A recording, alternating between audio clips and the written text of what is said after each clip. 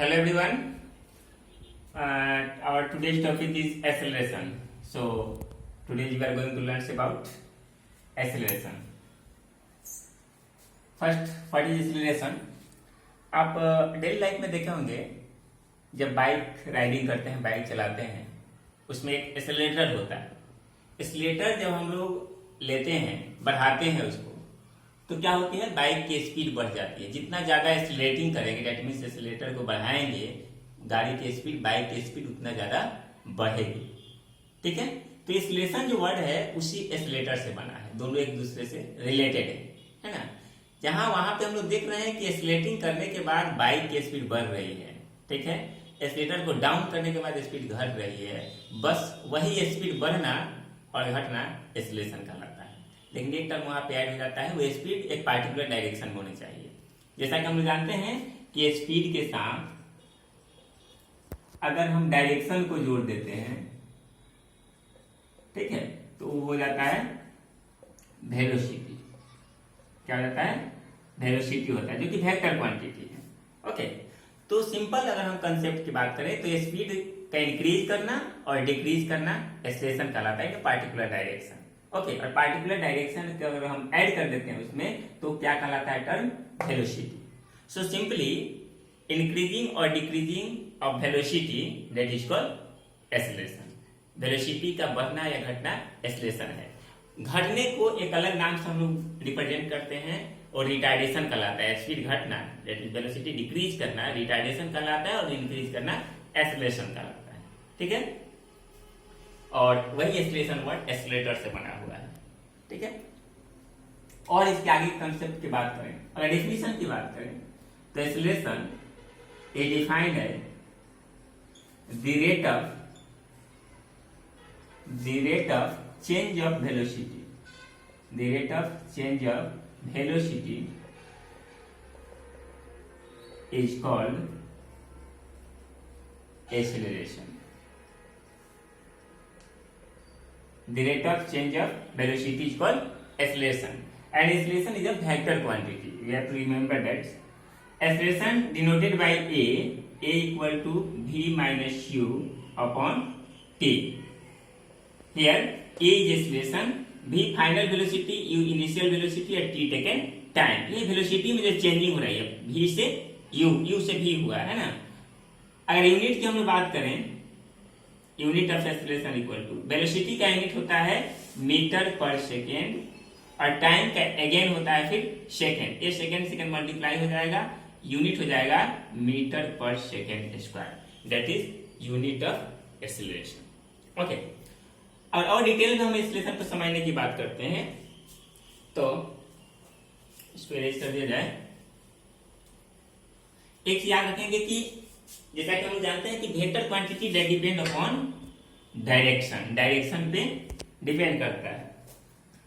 अगर 40 के स्पीड से कोई कार जा रही है, 40 किलोमीटर पर आवर, या मान लेते हैं कि 200 किलोमीटर पर आवर के स्पीड से ट्रेन जा रही है, यहाँ पे क्या क्वेश्चन आएगा, क्या ये एक्सेलरेशन हो रही है यहाँ पे इस ट्रेन में, या इस व्हीकल्स बाइक में, या बस मान लेते हैं बस में, यहाँ पे एक्सेलरेशन नहीं हो रहा है, क्योंकि 20 किलोमीटर एक फिक्स स्पीड से आगे की तरफ बढ़ रहा है ना। तो 20 किलोमीटर पर आवर एक फिक्स स्पीड है, इसमें कोई एक्सेलरेशन नहीं है। 200 किलोमीटर आवर फिक्स स्पीड है, यहाँ भी कोई एक्सेलरेशन नहीं है। लेकिन अगर कोई चीज रेस्ट में है, मान लेते हैं कि बाइक रेस्ट में है, 0 किलोमीटर, 0 पे है, रेस्ट में है, और 10 सेकेंड के बाद, आफ्टर 10 सेकेंड इसकी स्पीड हो जा रही है 40 किलोमीटर पर आवर। पहले 0 था, ठीक है, और 10 सेकेंड के बाद कितना स्पीड हो गया? 40 किलोमीटर पर आवर। यहाँ पे एक्सेलरेशन हो रहा है, ठीक है, पहले रेस्ट था, अब धीरे धीरे स्पीड कितना हो गया है? 40 किलोमीटर। 40 किलोमीटर स्पीड बढ़ने में उसको 10 सेकेंड का टाइम लग रहा है, तो कुछ समय के बाद स्पीड 0 से 40 हुआ, यहाँ स्पीड बढ़ा है। यहाँ पे कहा जाएगा कि ऑब्जेक्ट एक्सेलरेट हुआ। ऐसा नहीं है कि एक्सेलरेशन का मतलब बहुत तेजी से चल रहा है, स्पीड हाई है तो एक्सेलरेशन है ना, ऐसा नहीं, स्पीड चेंज होना चाहिए। कुछ ड्यूरेशन ऑफ टाइम में स्पीड चेंज होगा, तब कहा जाएगा कि ऑब्जेक्ट एक्सेलरेट हो रही है, अदरवाइज एक्सेलरेट नहीं हो रही है। जैसा कि हमने यहाँ पे देखा, शुरू में 0 था और 10 सेकेंड के बाद स्पीड 40 हो गया है, ठीक है, तो यहाँ पे ऑब्जेक्ट एक्सेलरेट कर रहा है। दूसरी एक और एग्जांपल हम लेंगे जो डायरेक्शन बेस्ड होगा। ओके,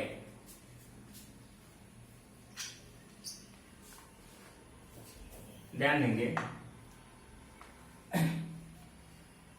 हमने बोला कि एक्सेलरेशन वेक्टर क्वांटिटी हो जो डायरेक्शन पर डिपेंड करेगा। जैसे मान लेते हैं कि हमने 30 के स्पीड से ऐसे गया, यहां से ऐसे मुड़ गया, ठीक है। स्पीड है मेरा 30 किलोमीटर पर आवर। 30 के स्पीड से ही गया, लेकिन डायरेक्शन को चेंज कर दिया हमने, तो यहाँ स्पीड फिक्स होते हुए भी एक्सीलरेट कर रहा है due to change of direction, है ना।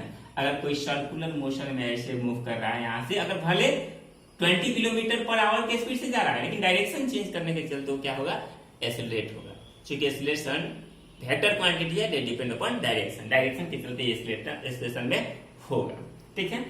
कोई 500 किलोमीटर के स्पीड से जा रहा है, स्टेशन में नहीं होगा, क्योंकि फिक्स स्पीड है, कुछ ड्यूरेशन, कुछ टाइम। 500 किलोमीटर पर आवर के स्पीड से कोई ट्रेन या कोई प्लेन मान लेते हैं जा रहा है, लेकिन अगर मान लेते हैं कि 20 सेकेंड के बाद उसकी स्पीड हो जा रही है 700 किलोमीटर पर आवर, तो वो एक्सीलरेट कर रहा है, क्योंकि इतना टाइम में स्पीड बढ़ा है।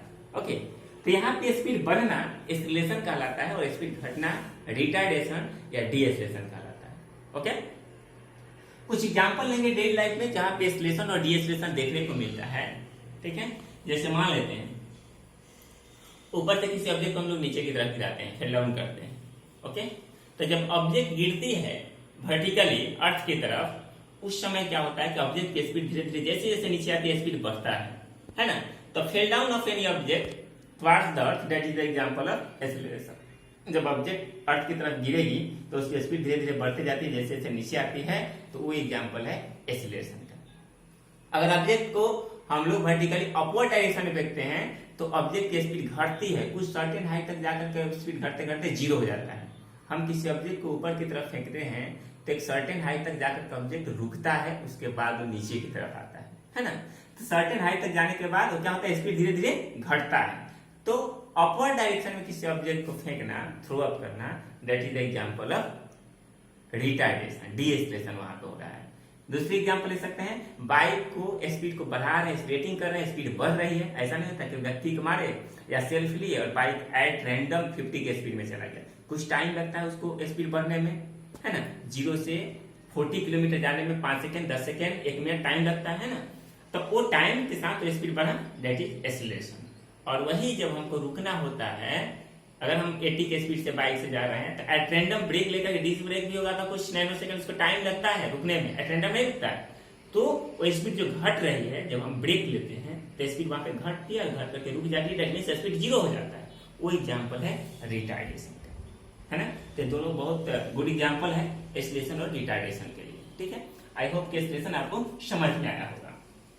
दूसरी चीज, हम बाइक पे रहते हैं, जैसे बाइक को आगे बढ़ाते हैं तो एक्सीलरेशन के चलते हम लोग डाउनवर्ड में या रुकने के बाद आगे की तरफ, है ना, मूव कर जाते हैं। या टर्निंग पॉइंट पर अगर बाइक पे आप या किसी भी व्हीकल्स पे हैं, बस पे हैं, टर्निंग पॉइंट पे मेरा बॉडी क्या डाइवर्ट हो जाता है ना, तो वहां भी एक्सीलरेशन होता है, ठीक है।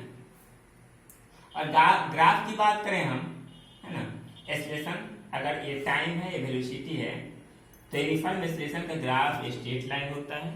हालांकि ये हमको ग्राफ के वीडियो में हम इसको एक्सप्लेन किए हुए हैं।